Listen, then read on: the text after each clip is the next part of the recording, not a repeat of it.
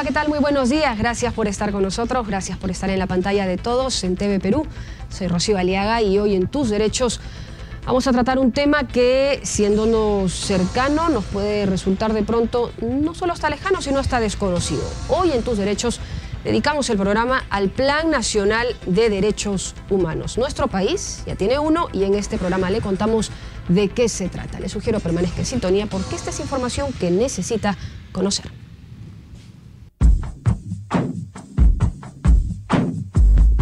Hablar de derechos humanos en nuestro país resulta sensible, pues todavía tenemos frescos capítulos dolorosos que marcan nuestra historia reciente. Hablar de derechos humanos puede que también resulte utópico, si es que aún tenemos temas de servicios básicos pendientes. Aún así, aunque falte mucho trecho en este caminar, los esfuerzos de las últimas gestiones de gobierno han incluido en sus agendas el tema. Y es por ello que hoy se presenta una ruta a seguir, un Plan Nacional de Derechos Humanos. En la Conferencia Mundial sobre Derechos Humanos de la ONU, celebrada en Viena en 1993, se instó a todos los estados a considerar la elaboración de planes nacionales de acción con el objetivo de mejorar la protección y la promoción de los derechos humanos. Desde ese entonces hasta hoy, países como Suecia, Noruega, España y otros de nuestra región cuentan con este documento, que tiene por objetivo del gobierno a largo plazo garantizar el pleno respeto de los derechos humanos. Esto significa que los derechos humanos, tal y como han sido formulados en los compromisos internacionales adquiridos por nuestro país, no podrán ser violados. El ordenamiento jurídico peruano deberá guardar conformidad con las convenciones internacionales sobre derechos humanos a las que se haya adherido. Este documento o plan nacional es también en buena cuenta una herramienta que refleja la voluntad política de un gobierno para proteger los derechos humanos. De hecho, la idea es que las demandas de la población en temas de derechos estén reflejadas en las políticas públicas. Esto es, derechos humanos como un medio para articular planes sectoriales, planes que estén sujetos a la revisión periódica de objetivos, sobre todo en aquellos referidos a la no discriminación y atención a los grupos de mayor riesgo. En ese sentido, el órgano rector responsable de la ejecución, seguimiento y consulta de nuestro Plan Nacional de Derechos Humanos 2012-2016 serán el Viceministerio de Derechos Humanos y la Dirección General de Derechos Humanos del Ministerio de Justicia. Responsables político y técnico que esperemos cumplan con esta ruta con acciones concretas y medidas calendarizadas para que pronto podamos ver los resultados y todo el esfuerzo no quede solo en el papel, sino que llegue a las poblaciones más vulnerables, aquellas que siempre se quedan esperando y que ya han esperado mucho tiempo.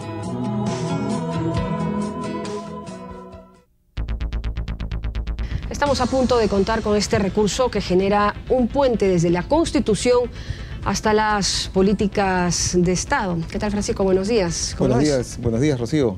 Efectivamente, los planes nacionales. El Perú tiene un plan para el 2021. Toda organización tiene sus planes estratégicos. Y también en materia de derechos humanos, desde hace algunos años, a nivel internacional e incluso en universidades prestigiosas donde se enseñan cursos de derechos humanos, hay un curso que es Políticas Públicas, Derechos Humanos o Planificación y Derechos Humanos.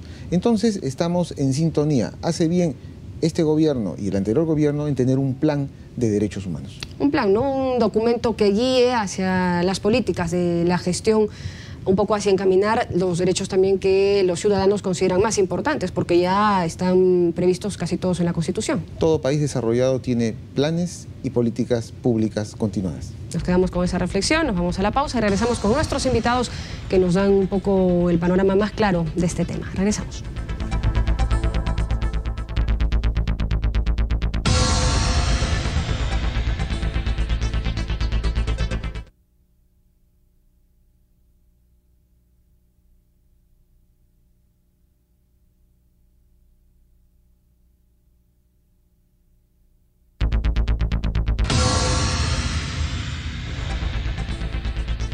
tal, amigos? Estamos de vuelta en Tus Derechos. Continuamos ahora con la presencia del doctor José Ávila Herrera. Él es viceministro de Derechos Humanos y Acceso a la Justicia, evidentemente de la cartera de Justicia. Doctor Ávila, gracias por estar en nuestros estudios esta mañana. Y bueno, primero que nada, saber cuántos viceministerios tiene el Ministerio de Justicia. Gracias, Rocío, por la invitación. Efectivamente, el Ministerio de Justicia y Derechos Humanos tiene 2 viceministros. Correcto. Un viceministro en Asuntos de Justicia y un viceministro en Asuntos de Derechos Humanos y Acceso a la Justicia.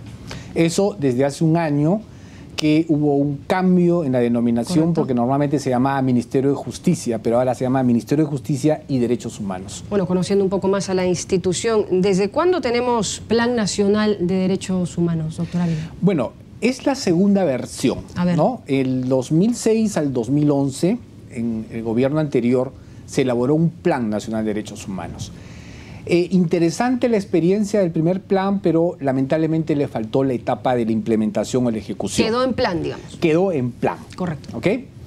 Entonces hemos revisado la experiencia pasada y en esta gestión, ¿verdad?, con la ministra de Justicia, la doctora Eda Rivas, es que decidimos hacer una segunda versión de un Plan Nacional de Derechos Humanos, de acuerdo a las recomendaciones de Naciones Unidas de cómo se elabora un plan, con un proceso deliberativo de consulta con los ciudadanos, ¿verdad?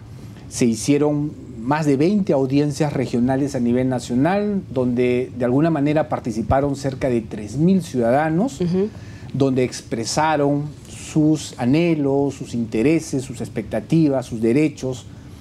Y ese documento ha ido pasando por diferentes etapas, por talleres de validación y por una evaluación política. Cuando hemos tenido en una etapa este borrador de plan, ¿verdad?, en esta gestión, con mucha seriedad, lo que hemos hecho es, hemos consultado con el Estado. Primero hemos escuchado a los ciudadanos, plantean sus expectativas. Luego, este ministerio decidió consultarle a todos los ministros de los diferentes sectores. A todo el gabinete. A todo el gabinete. De que estos derechos son los que han planteado los ciudadanos. Entonces queríamos consultarle si dentro de sus políticas sectoriales hay una compatibilización con la protección de estos derechos. Entonces cada uno de los sectores ha revisado esos derechos, ¿verdad? Y los sectores han ido formulando su autorización, su aceptación, su consentimiento para que esas políticas que van a proteger esos derechos se cumplan en el plazo del 2012-2016. Entonces, digamos, estamos en una etapa de... Hubo primero un plan, se ha hecho una consulta, se ha llevado esto al gabinete para que cada uno vea las responsabilidades de su cartera respecto de este plan. Pero, ¿habemos plan ya o todavía? Bueno, hubieron todavía algunos sectores que han estado revisando, ¿verdad?, esas actividades de las cuales ellos se van a comprometer. Y ya felizmente casi todos los sectores han levantado, digamos, sus sugerencias, sus observaciones, y nosotros creemos que en la próxima sesión del Consejo de Ministros se va a llevar nuevamente el plan para que ya pueda tener la aprobación de todo el Consejo de Ministros para reflejar una verdadera política, ¿verdad?, de cumplimiento y de respeto a los derechos fundamentales en el país. Bueno, recurriendo siempre un poco a esta frase un poco triste, pero el papel aguanta todo. De existir ya este plan, ¿en qué nos favorece? ¿En cómo lo vamos a sentir? ¿Cómo lo vamos a ver? Esa es una muy buena pregunta. ¿Por qué un plan? Yo creo que la opinión pública tiene que saber. Toda organización, ¿verdad?, tiene que cumplir ciertos objetivos. Y esos objetivos no se desarrollan en abstracto. Los objetivos tienen que concretarse en un documento, en un instrumento que se llama Plan de Actividades. En consecuencia, el Estado, en punto a lo que establece la Constitución, un Estado moderno lo que quiere, cuando hay voluntad política, es tratar de que esos derechos se hagan realidad. Correcto. En consecuencia, se le consulta a los ciudadanos, luego se le consulta a todos los sectores, a todos los ministerios, y ese compromiso se refleja en este documento, y este documento va a servir como un documento, un instrumento de gestión para ver cómo los diferentes sectores están cumpliendo sus objetivos y sus metas en punto al respeto a los derechos fundamentales. Ejemplo, el Ministerio de Salud, ¿verdad? Cuando se le consulta a los ciudadanos qué derechos en materia de salud usted quisiera que se les garantice, entonces los ciudadanos fijan determinados derechos. Le consultamos al Ministerio de Salud y el Ministerio de Salud dice, ok, esos derechos están previstos en mi plan sectorial. Entonces usted se compromete a cumplir estas actividades. Y si el Ministerio de Salud, como estoy seguro todos los ministerios por sentido de responsabilidad, van a decir, correcto, pongan esas actividades que yo en el transcurso de acá al 2016 voy a cumplir esos objetivos, que en el fondo se traduce en el respeto de derechos fundamentales. Bueno, pero tenemos también otro documento muy importante que es la Constitución, un poco que compite con esto, ¿le suma o cómo queda la Carta Magna? Lo que nosotros consideramos es que un plan de derechos humanos le da operativiza, ¿verdad?, lo que los derechos están previstos en la Constitución. O sea, el derecho está previsto en la Constitución y el Estado, a través de sus políticas, es que lo hace realidad. En sus planes, en sus políticos. Esta iniciativa que me comentan nace en el 2006, ¿es una iniciativa un poco nacional o toman como referencia algunos puntos regionales? Bueno, hay dos razones. ¿Por qué se hace un plan? En primer lugar, porque creo que es la forma seria y responsable que un gobierno quiere abordar la viabilidad de los derechos humanos, ¿verdad? Un gobierno que es serio, que es responsable, que es respetuoso de las normas internacionales, elabora un plan para que sirva como un instrumento de control, de medición, ¿verdad?, del avance de las políticas en materia de derechos humanos. Y la segunda razón es una razón de carácter internacional. El Estado peruano ha asumido compromisos internacionales de respeto de los derechos fundamentales. ¿Y cómo se viabiliza eso? A través de un Plan Nacional de Derechos Humanos. En una conferencia de Viena en 1994, en Naciones Unidas se reunieron los estados y ahí es donde sale esta recomendación a toda la comunidad internacional de que los estados deben elaborar planes de acción o planes nacionales de derechos humanos. Y lo que está haciendo este gobierno es simplemente ser muy respetuoso de esos acuerdos internacionales, pero fundamentalmente de lo que establece la Constitución. La Constitución dice en su artículo 43 y 44 que el Estado debe respetar derechos fundamentales. Debe respetar derechos fundamentales y la idea es que este plan no solo sea respetado, sino pues sea viabilizado y que además se mantenga en el tiempo a lo largo de los demás gobiernos, que es lo que siempre se espera. A veces no se cumple, pero vamos a ver cómo le va a este plan. Muchas gracias, doctora Ávila, por haber estado con nosotros. Gracias a ti, Rocío. Gracias y bueno, nos vamos a una pausa. Regresamos con más.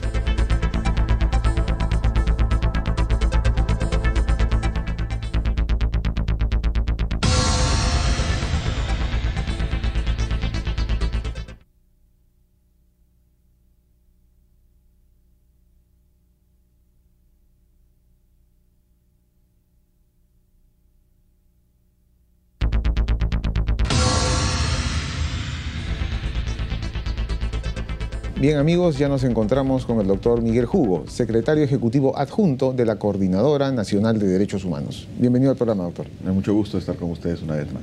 Bueno, el gobierno está elaborando un plan nacional de derechos humanos, ya prácticamente está casi aprobado, y desde la sociedad civil, de la Coordinadora Nacional de Derechos Humanos que tiene tanto predicamento y experiencia, ¿qué valoración hacen ustedes de un Plan Nacional de Derechos Humanos? Bueno, en primer lugar, el Plan Nacional de Derechos Humanos es un compromiso que los gobiernos y los estados asumieron el año 1993 en la cumbre de Viena sobre derechos humanos. Entonces ahí se dio un plazo de 10 años para que todos los países tuvieran un Plan Nacional de Derechos Humanos. En Latinoamérica lo tiene Brasil, lo tiene México, Colombia. Son países que tienen planes y que los vienen ejecutando.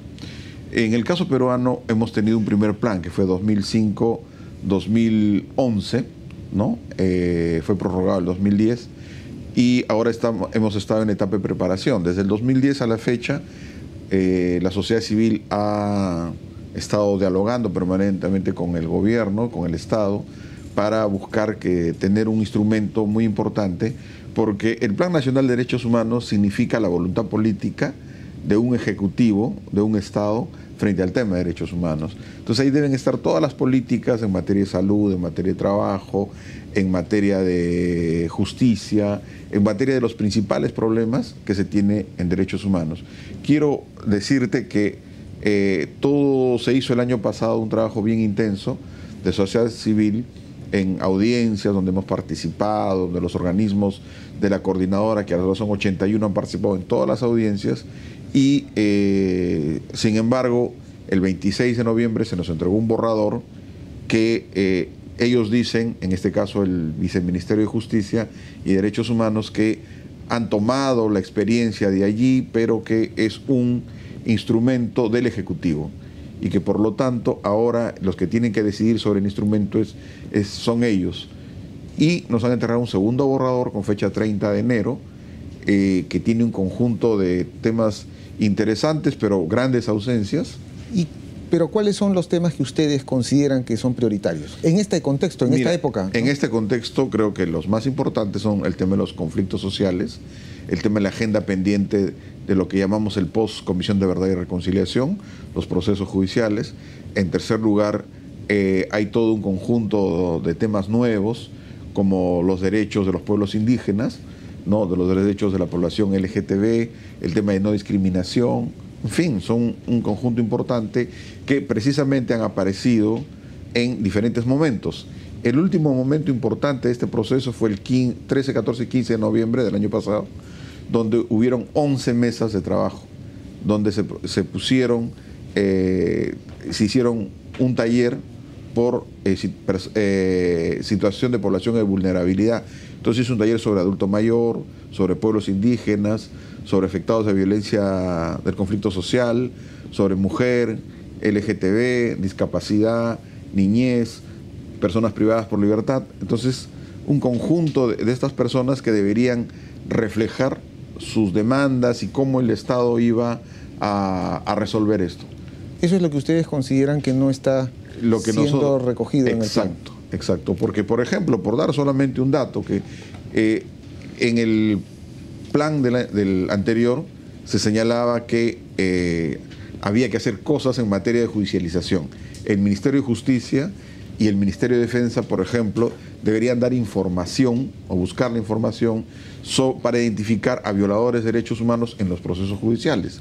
Si uno compara este plan, por ejemplo, con el plan que tienen en Ayacucho, porque hay un plan regional de derechos humanos en Ayacucho, ahí el gobierno regional se da como tarea, que quizás no es muy afín, de buscar, atender esos casos. Vamos, pongamos lo que no es su tarea, pero hay una voluntad de coadyuvar en eso. Yo creo que en este plan, en el borrador que hemos visto, porque los últimos que se nos ha dicho es que hay un hay un documento que fue presentado al Consejo de Ministros, el Consejo de Ministros lo ha devuelto a los sectores, ¿no? Y es curioso porque donde se ha aprobado el plan, donde se discutió el plan, era en el Consejo Nacional de Derechos Humanos, y ahí por lo menos hay 15 sectores participando.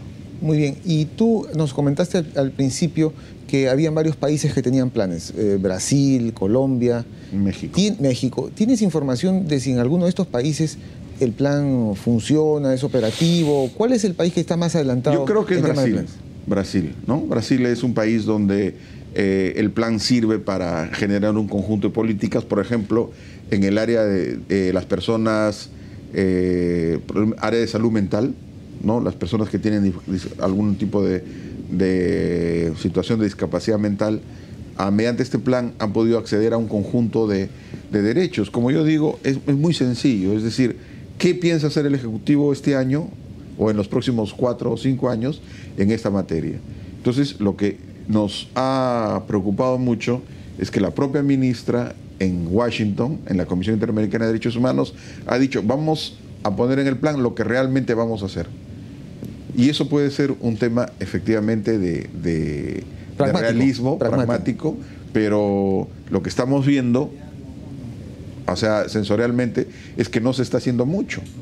Por ejemplo, un tema completamente puntual, el decreto Supremo 051, que decía que a las víctimas de la violencia había que reparar con 10.000 soles. ¿No es cierto? Estos 10.000 soles, las víctimas lo han cuestionado, han dicho, para nosotros debe ser 35.000 soles. Ok, podemos discutir, pero ¿qué pasa? Si una persona ha perdido a su mamá, o la mujer ha perdido al esposo y al hijo... Bueno, no tiene valor, ¿no? ¿Ah? Una pérdida de esas no tiene valor. Claro, no tiene ningún valor. Pero, por ejemplo, dicen ahora los funcionarios, como ya te dimos por el hijo, no te corresponde por el padre. No habría que poner montos, habría que poner indemnizaciones y conforme tengamos dinero se va a ir pagando. Exacto, que podría ser. Pero ese es un problema, por ejemplo... Concreto, que podría estar en el plan mejorar esa situación, etcétera, no está. Entonces, yo creo que ellos mismos se ponen una valla baja para, digamos, entre estos próximos 4 años que queda de gobierno, cumplir determinadas cosas. Por ejemplo, ahorita tenemos el tema en la ley de consulta previa, que necesitamos el documento que es la base de datos, para que los indígenas que están en esa base sepan que tienen el derecho a ser consultados. Esa base de datos hasta ahora no sale. Eso debería estar en el plan. Debería estar en el plan. Y así hay un conjunto de políticas que deberían, ¿para qué? Para ser exigibles. Porque si no, o sea, imagínate, es como, tú dices, voy a hacer, ¿cuántos programas? Voy a hacer 12 programas. Y es el plan. Y ¿sabéis qué? Voy a invitar a 3 o 4 invitados, nadie más, ¿no? Entonces, hay que ser un poco más ambicioso. Exacto. Muy bien, Miguel. Esperamos que sean escuchadas las sugerencias y observaciones que tienen ustedes, porque de eso se trata, ¿no? De hacer una inclusión. Y mejorar, como digo, la situación de derechos humanos de todos los peruanos. Muy bien, muchas gracias por haber venido al programa. Bueno, amigos, ahora vamos a ver las conclusiones de este programa.